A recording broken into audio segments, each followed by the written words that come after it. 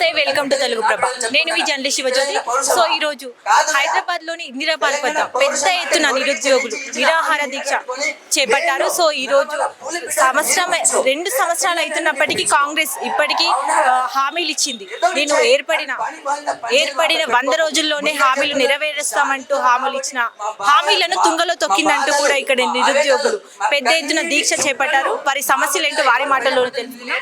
చెప్పండి సార్, ఏర్పడిన 100 రోజుల్లోనే నిరుద్యోగులకు నోటిఫికేషన్ ఇస్తామంటూ హామీ ఇప్పటికీ ఎటువంటి నోటిఫికేషన్స్ కూడా లేవు. ఇప్పుడు గత ప్రభుత్వము నిరుద్యోగులకు అన్యాయం చేసింది కాబట్టి ఆ ప్రభుత్వాన్ని కొలుగొట్టి ఈ ప్రభుత్వం అధికారంకి వచ్చింది. అప్పుడున్న ఈ రాజకీయ నాయకులు అప్పుడు రాజకీయ నిరుద్యోగులు ఈరోజు అధికారంకి వచ్చారు. మీరు అన్నట్టు 100 రోజులు ఇస్తాడు. మరి 100 రోజుల్లో 2 లక్షల ఉద్యోగాలు అని చెప్పారు. కనీసం తిప్పి కొడితే ఏం లేదు. గత ప్రభుత్వం ఇచ్చిన ఉద్యోగాలను మేమిచ్చినామని చెప్పుకొని మీరు పబ్బం కట్టుతారు. మీకు చాతగాని ప్రభుత్వం, చాతగా నాయకులు మీకు ఇప్పుడు చెప్తున్నాం. ఇప్పటికైనా బుద్ధి తెచ్చుకొని మీరు ఇప్పటికైనా నోటిఫికేషన్ ఇస్తే మీరు కొంచెం అవకాశాలు మీకు మంచి అవకాశం వచ్చింది. విద్యార్థులకు న్యాయం చేసే దిశగా మీరు పోరాటం చేస్తే మీకు అవకాశాలు తీసుకోండి. మీరు అధికారంకి వచ్చారు కదా, ఈ 2 లక్షల ఉద్యోగాలు ఇవ్వండి. ఇస్తే మీకు మంచి ప్రభుత్వం ఉన్నారు కదా. లేకుంటే గత ప్రభుత్వం చేసిన మేము మీకు ఇట్లా బుద్ధి చెప్తాం. ఖబర్దార్ రేవంత్ రెడ్డి సర్కార్. ఇప్పటికే 60-70 వేల ఉద్యోగాలు ఫిల్ చేసాం, నోటిఫికేషన్స్ ఇచ్చాము, జాబ్స్ ఫిల్ చేసామని కూడా ప్రభుత్వం చెప్తుంది. దానిపై మీరేమంటారు? ఎక్కడ 6,000 చెప్తున్నారు కదా, 6,000 ఉద్యోగాలు ఇచ్చారు. గత ప్రభుత్వం ఇచ్చిన ఉద్యోగాలు మీరు చెప్పుకుంటే ఏంది? మరి ఎవరో చేసిన పనికి మేమని చెప్పుకుంటే మీకు గింతనైనా బుద్ధి ఉండాలి. మీకు ఎందుకంటే మీకు చదువు రాదు, మీకు చదువుకున్న నాయకులు బరాబర్ చెప్తాం. మీకు రాదు కదా. నిరుద్యోగులకి అశోక్ నారాయణ రావు సార్ తెలుస్తుంది మీకు. అశోక్ నారాయణ తెలిసినారా? ఓయూకి రమ్మన్నా. ఓయూకి వచ్చినావు కదా నువ్వు. ఓయూకి వచ్చి ఏం చేసినావు? ఏమన్నా నేను పోలీసులు లేకుండా ఎలాంటి సెక్యూరిటీ లేకుండా వచ్చినాను. మరి ఏడొచ్చినావు? విద్యార్థులందరూ అరెస్ట్ చేసినావు. సెకండ్ టైం వచ్చి మాట్లాడినావు కదా. నీకు ఓళ్ళు మరి బుద్ధి చెప్పారు. ఎందుకు నువ్వు జల్లి వెళ్ళిపోయినావు? నిరుద్యోగులు మాట్లాడుతున్నావు, నువ్వు వాళ్ళు భయపడి వెళ్ళిపోయినావు కదా. నువ్వు దావస్కి పోతున్నావు. దావస్కి పోయి మరి ఏం తెచ్చినావా? దావస్కి పోయి ఫ్యూచర్ సిటీ అంటున్నావు. ఏం చేసినావా ఫ్యూచర్ సిటీ? ఇక్కడ ఉద్యోగాలు లేవు. మరి ఏంటి ఫ్యూచర్ సిటీ? మరి నీకు ఫ్యూచర్ సిటీ అని తెలుస్తుంది కదా. నువ్వు తెలిసినారు. అరే విలేజ్ నుంచి వచ్చి మా అయ్యమ్మలు కష్టపడి రెక్కాడు దగ్గర డొక్కాడు కుటుంబాలు మాయి హైదరాబాద్కి వచ్చి హైదరాబాద్ ఉండలేక, రెంట్లు కట్టలేక, కోచింగ్ ఫీజులు కట్టలేక మేము ఇబ్బంది పడుతుంటే ఆత్మహత్యలు జరుగుతున్నాయి. మేము ఎందుకు చచ్చిపోవాలి? మీకోసం మేము ఎందుకు చచ్చిపోవాలి? మీకు అధికారం ఇచ్చినాం కదా, మీరు కొట్లాడి మాకు ఇచ్చేయండి. ఏం చేస్తారు మీరు? హామీలు ఎటువైనా 6 హామీలు అని చెప్పారు. ఏమైనా 6 హామీలు? 6 గ్యారెంటీలు అని చెప్పారు కదా. మీకు నాయకులకు పొత్తు లేదు, పొంతం లేదు, ఏం లేదు. సిగ్గులేని ప్రభుత్వం, జూటా మోడల్ ప్రభుత్వం. రేవంత్ రెడ్డి ఆంధ్ర పాలకుల దగ్గర ఈ ప్రభుత్వాన్ని అమ్ముతాడు, తెలంగాణ ప్రజల్ని అమ్ముతాడు. చంద్రబాబు నాయుడు దగ్గర అమ్మి కథం పబ్బం కట్టే ప్రభుత్వం రేవంత్ రెడ్డి ప్రభుత్వం. డిమాండ్ ఏం లేదండి. మా ఉద్యోగాలు మాకు కావాలి. మా ఉద్యోగాలు మాకు వచ్చేంత వరకు మేము పోరాడుతూనే ఉంటాం. మాకు పోరాటం కొత్త కాదు. తెలంగాణ ప్రభుత్వంలో కొట్లాడినాం, గత ప్రభుత్వంలో కొట్లాడినాం, ఈ ప్రభుత్వంలో కొట్లాడతాం. మా ఉద్యోగాలు మాకు వచ్చేంత వరకు, మా అధికారం మాకు వచ్చేంత వరకు, మా ఉద్యోగాలు మాకు వచ్చేంత మేము పోరాడతాం. నియామకాల కోసం సో ఈ మూడింట్లో ఏ విధానికైనా న్యాయం జరిగిన కొట్లాడుతున్నాం. న్యాయం జరిగితే మీకు ఇట్లా ఎందుకుంటాం? ఈ రోడ్ల మీదకి వచ్చే బాధ మాకెందుకు? మా తల్లిదండ్రులు మేము ఎందుకు ఇబ్బంది పెడతాం? మాకు గత ప్రభుత్వం న్యాయం జరగలేదు, ఈ ప్రభుత్వం న్యాయం జరగలేదు. గత ప్రభుత్వం కన్నా మేము బెటర్ చేస్తామని మేము అనుకున్నాం. కానీ గత ప్రభుత్వం కన్నా మీరు జీరో ఉన్నారు. ఇంకా ఈ తెలంగాణ ప్రజల్ని పాతాళాన్ని తొక్కిరు. మీరు మొత్తం మీద ఆగం చేశారు. మీ నాయకుడు రాహుల్ గాంధీ ఏమంటాడో దేశంలో నిరుద్యోగత పెరుగుతుందంటాడు. మరి తెలంగాణలో మీ ప్రభుత్వం ఉందండి, కానీ మరి మీ నాయకులే కదా. మీరు రాహుల్ గాంధీ గారు మీరు ట్వీట్ చేస్తారు కదా నిరుద్యోగత పెరుగుతుందని. మరి రండి, ఇక్కడే అశోక్ నగర్ మీరు వచ్చారు కదా. మీరు వచ్చేం మాట్లాడారు? మీరు నిరుద్యోగత పెరుగుతుంది. మీరు ఇక్కడ మీరు హామీలు ఇచ్చారు కదా. మీరు హామీలు ఇచ్చినప్పుడు మీరు హామీలు నెరవేర్చాలి కదా. మీ నాయకులే కదా. ఒక్కసారి రాహుల్ గాంధీ గారు తెలంగాణకు, మేము తెలంగాణ విద్యార్థులుగా, తెలంగాణ నిరుద్యోగులుగా మేము డిమాండ్ చేస్తున్నాం. మీరు వచ్చి ఇక్కడ మీ నాయకులను మరి గల్లబట్టి మీరు బుద్ధి చెప్తారా? ఏం చేస్తారో చెయ్యి. మా ఉద్యోగులు మాకు ఇప్పించే మాట్లాడు. మీరు ఆమె ఎవరు? మరి మీ చెల్లెనే కదా ఇది సరునార్కి వచ్చి మాట్లాడింది. ఇక మీ ప్రభుత్వమే, మీ నాయకులే మీరు మాట్లాడుతారు. ఇప్పటికైనా బుద్ధి తెచ్చుకొని మీరు మాకైతే ఉద్యోగాలు తెచ్చే దిశగా మీరు మాట్లాడుతున్నారు. నేను ఒకటే చెప్తున్నాండి, మేము ప్రిపరేషన్లు, నేను మా తమ్ముళ్ళు మేమందరం ప్రిపేర్ అవుతున్నాం. మరి ఏంది మరి మా తమ్ముల కోసం కొట్లాడుతున్నాం, మా కోసం కొట్లాడి మా కాస్ట్ వస్తుంది, మా వాళ్ళ కోసం కొట్లాడుతున్నాం. ఇక మాకు ఉద్యోగాలు ఇచ్చే కాదు, మా ఏజ్లో అయిపోతుంది. అయిపోయినా కానీ ప్రభుత్వం దేశం లేదు. వీళ్ళేమో ఇంతకుముందు రాజకీయ నిరుద్యోగులుగా ఇప్పుడు అధికారంకి వచ్చారు కదా, మీరు దోచుకొని తెలంగాణ ఇక్కడ దోచుకొని అక్కడ పెడుతున్నారు. మేము ఆంధ్ర నాయకుల వల్ల, ఆంధ్ర ప్రజలు కాదు ఆంధ్ర నాయకుల వల్ల మాకు అన్యాయం జరుగుతుందని మేము తెలంగాణ తెచ్చుకున్నాం. మరి తెలంగాణ తెచ్చుకున్న తర్వాత ఇదే రేవంత్ రెడ్డి ఈ ప్రభుత్వాన్ని అక్కడ అమ్ముతుండు. చెప్తున్నా కదా, చాతగా నాయకుడు రేవంత్ రెడ్డి. మళ్ళీ చెప్తున్నాను, రేవంత్ రెడ్డి నమ్ముకుంటే తెలంగాణ మళ్ళా నేను ఏమంటున్నాండి, గత ప్రభుత్వం కానీ ఈ ప్రభుత్వం అన్యాయం చెప్తాను. గత ప్రభుత్వం ఉన్న ఉద్యోగాలు దిశగా చేసింది, మరి వీళ్ళైతే మొత్తమే లేదు, మొత్తం జీరో. పబ్బాలు కప్పుకుంటారు, మొత్తం ప్రజల్ని ఆగం చేస్తారు, అప్పులు చేస్తారు, తెలంగాణ ప్రజలు మోసం చేస్తారు. మాట్లాడితే కేసులు, ప్రశ్నిస్తే కేసులు, ఇప్పుడు అడిగితే కేసులు. మా విద్యార్థులని తెలంగాణ ప్రజలేగా పోలీసులు, ఈ తెలంగాణ ప్రజల పోలీసులతోనే మా మీద కేసులు పెట్టారు. మా అయ్యమ్మకు తెలియదు ఇదేం జరుగుతుందని. మా పిల్లలు మాకు చదువుతారు, మా ఉద్యోగాలు తెచ్చుకుంటారు.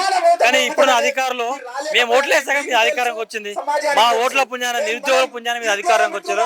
ఈ నిరుద్యోగులకు అన్యాయం చేస్తే గత ప్రభుత్వం జరిగిన గతే మీకు పడుతుంది. మీరు ఖచ్చితంగా మీ ప్రభుత్వం కూలదొస్తుంది.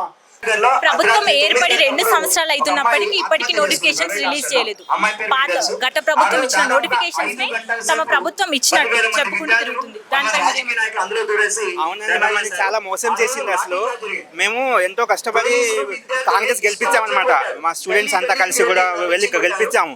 వాళ్ళు ఏం చెప్పారు అంటే 1 సంవత్సరంలో 4 లక్షల ఉద్యోగం ఇస్తా అని చెప్పారు. కానీ కనీసం ఇప్పటికీ గవర్నమెంట్ వచ్చి 2 years అయినా కూడా సొంతంగా ఏమి ఇవ్వలేదండి. అదంతా కూడా పాత నోటిఫికేషన్స్, గ్రూప్ 1 గ్రూప్ 2 ఏవైతే ఇచ్చారో వాళ్ళు అవంతా కూడా పాత నోటిఫికేషన్ ఫిల్ చేశారు, కొత్త అయితే ఇవ్వలేదండి. సో మేము మా డిమాండ్ ఏంటంటే మెయిన్గా first SI constable and DSC ఖచ్చితంగా రిలీజ్ చేయాలి. ఎందుకంటే అవి రాక 2 years అవుతుంది అనమాట. మేము ఎప్పటి నుంచో చదువుతున్నాం, బాగా కష్టపడుతున్నాం. గవర్నమెంట్ మనం పట్టించుకోవట్లేదు. అసలు మేమేమో ధర్నా చేస్తున్నామని మాకు వద్దని చెప్పేసి అన్ని అబద్ధాలు బాగా ఆడుతున్నారు. 70,000 ఉద్యోగాలు అని చెప్పి మొత్తం మోసమే చేశారు మమ్మల్ని. ఖచ్చితంగా జాబ్ అయితే ఇవ్వాలండి, అదే డిమాండ్ చేస్తున్నాం. 60,000 ఇచ్చారు కానీ అవన్నీ పాత నోటిఫికేషన్స్ అండి, కొత్త నోటిఫికేషన్స్. ఇప్పుడు స్టూడెంట్స్ ఎట్లా అంటే ప్రతి ఇయర్ ఇంక్రీజ్ అవుతూ ఉన్నారు, ప్రతి ఇయర్ ఇంక్రీజ్ అవుతూ ఉన్నారు అనమాట. వాళ్ళకు కావాలి కదా, అదంతా ఓల్డ్. అదంతా కూడా మేము మొత్తం 30 lakhsలలో 60,000 ఇచ్చిందనమాట. అవి పాత నోటిఫికేషన్స్. కొత్తగా 2 lakhs ఇస్తా అని చెప్పారు. అసలు మేము నమ్మి ఓటేసాము, కానీ అవి ఇంకా ఫిల్ చేయలేదు. సో కొత్త నోటిఫికేషన్స్ కావాలని మేము బాగా డిమాండ్ చేస్తున్నాం అనమాట. నేను 23 గత ప్రభుత్వం ఏం ఉద్యోగాలు ఇవ్వలేదు. ఒకవేళ వాళ్ళు ఇచ్చేది ఉంటే మేము ఇక్కడికి వచ్చేటోళ్ళం కూడా కాదు. నాకు తెలిసినంత వరకు అప్పుడెప్పుడు టీచర్స్కి సంబంధించి 4,000 2,000 సంథింగ్ ఆ ఉద్యోగాలు కలిపి ఏదో ఇచ్చినట్టున్నారు అంతే. అది కూడా 3,000 4,000 మధ్యలో ఉండొచ్చు. అది ఆడనే అంటే టీఆర్ఎస్ ప్రభుత్వం ఇస్తే దానికి యాడ్ చేసి వీళ్ళు ఒక నోటిఫికేషన్ ఇచ్చారు. అంతకుమించి ఇంతదాకా అయితే ఏ ఒక్క నోటిఫికేషన్ రాలేదు. చెప్పేటివన్నీ అబద్ధం మాటలు. ఏ ప్రభుత్వం వచ్చినా జరగదు. మరి బీఆర్ఎస్ వచ్చినా అంతే, టీఆర్ఎస్ వచ్చినా ఏదొచ్చినా అంతే. ప్రతి ఒక్కరు మమ్మల్ని వాడుకునేటోడు, అంతకు మించి ఏం లేదు. కార్యాచరణ ఇలాగే ప్రిపేర్ అవ్వడం. ఇది తెలంగాణ, ఖచ్చితంగా పోరాటాలు ఉంటాయి. అదే వాళ్ళు ఎవరు వచ్చినా సరే, ఒక్క మీద 2 గుద్దైనా సరే ఉద్యోగాలు అనేవి కంపల్సరీ తీసుకొస్తాం. ఉద్యోగాల గురించే ఈ చర్చ జరుగుతుంది.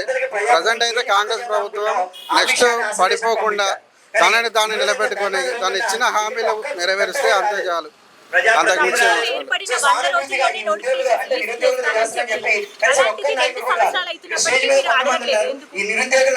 అడగట్లేదని అంటే మేము ఎన్నిసార్లు ధర్నాలు చేసినాం, ఎన్నిసార్లు వాయిస్ ఇచ్చినాం, ఎన్నిసార్లు అది చేసినాం. ముఖ్యంగా ఏంటంటే స్టేట్లో ఏ గవర్నమెంట్ ఉన్నా కూడా వాళ్ళ ప్రభుత్వాన్ని మనం వ్యతిరేకించినప్పుడు పోలీసుల ద్వారా కానీ వాళ్ళకున్న బలగంతో కానీ మన విద్యార్థులను ఆపే ప్రయత్నం కంపల్సరీ చేస్తాం. అంటే గత ప్రభుత్వం ఉన్నప్పుడు మాకు పర్మిషన్స్ ఇచ్చేది. ఎట్లా ఏమన్నా మేము ర్యాలీలు చేయాలనుకున్నా, అడగాలనుకున్నాం. కానీ ఈ ప్రభుత్వం మమ్మల్ని అడగదొక్కుతుంది. ఒకరు మాట్లాడితే వాళ్ళ మీద 100 కేసులు పెడుతుంది. రేపు భవిష్యత్తు ఉన్న ప్రతి ఒక్క వ్యక్తి, ఇక్కడున్న ప్రతి వ్యక్తి డిఎస్పీ కావచ్చు, డిప్యూటీ కమిషనర్ కావచ్చు, నీకున్న 5 ఏళ్ల సర్వీస్లో ఈ డిప్యూటీ కలెక్టర్ కానీ డిప్యూటీ డిఎస్పీ కానీ నిన్నే అరెస్ట్ చేయొచ్చు ఒకనొక టైంలో. ఇప్పుడు 5 సంవత్సరాలే కదా నీ పీరియడ్ ఆఫ్ టైం సీఎం, అంతే కదా, తర్వాత మళ్ళీ ఎన్నుకునేదే కదా. చెప్పేదైతే ఒకటే, కాంగ్రెస్ ప్రభుత్వం విద్యార్థుల పట్ల అందరినీ మోసం చేసింది. ఉద్యోగమే ప్రతి ఒక్క నిరుద్యోగి ఫేస్ చేసేది తనను తాను ఒక సొసైటీలో రెస్పెక్ట్గా, ఒక ఉన్నతంగా ఇక్కడున్న ప్రతి ఒక్కడు పేదవాడు, ప్రతి ఒక్కళ్ళు పేద విద్యార్థులే. ఇక్కడ రేషన్ బియ్యం తినేటోడు ఉండొచ్చు, సన్న బియ్యం తినేటోడు ఉండొచ్చు, బస్సులు ఉండేటోడు ఉండొచ్చు, ప్రతి ఒక్కడు ఉండొచ్చు. ఉన్నోడు ఎవడు ఉద్యోగాలకు చదవడు, బిజినెస్ పెట్టి 10 మందికి ఉద్యోగాలు ఇస్తాడు. సో నా పాయింట్ ఆఫ్ వ్యూ ఏంటంటే ప్రతి ఒక్కడు ఇక్కడ ఆర్థికంగా, మానసికంగా అన్ని విధాలుగా కుంగిపోయి ఉన్న వాళ్ళే. ఒక ఉద్యోగం వస్తే వాళ్ళ కుటుంబం బాగుపడుతుంది. అందరి ఆశ ఒకటే, ఉద్యోగాలు ఇస్తే మా బ్రతుకులు మారుతాయి, మాకంటూ ఒక రెస్పెక్ట్ ఉంటుంది సొసైటీలో, మేము ఈ విధంగా బ్రతకగలిగితే మాకంటూ సాటిస్ఫాక్షన్ లైఫ్ ఉంటుంది అనేది ప్రతి ఒక్కరికి ఉన్న ఆశ, కళ. ఇస్తుంది, ఇచ్చేలా మేము తీసుకొస్తాం. మన అయ్య కాదు, మన అమ్మ కాదు కదా ఈ జాగిరి. ఇది మా ప్రభుత్వం, మేము ఎన్నుకున్న ప్రభుత్వం. ఖచ్చితంగా ఉద్యోగాలు ఇవ్వాల్సింది, ఇవ్వకుండా వెళ్ళిపోతాడు. మహా అయితే సాగదీస్తాడు వచ్చి ఇంకా 5 నెలలు 6 నెలలు. 2 సంవత్సరాల తర్వాత నీ పోస్ట్ ఏంది ఉండదు కదా. ఎన్నుకునేది మేమే, దించేది మేమే. విద్యార్థులు తలుచుకుంటే ఏదైనా జరగగలుగుతుంది. బట్ కార్యాచరణ అనేది పెద్దలు నిర్ణయిస్తారండి, వాళ్ళతో మేము 2 సంవత్సరాలు అవుతున్నప్పటికీ ఇప్పటికే 60,000 70,000 ఉద్యోగాలు ఇచ్చాము అంటున్నారు. దానిపై మీరేమంటారు? ఏవి చూపెట్టు అనాలి రేవంత్ రెడ్డిని.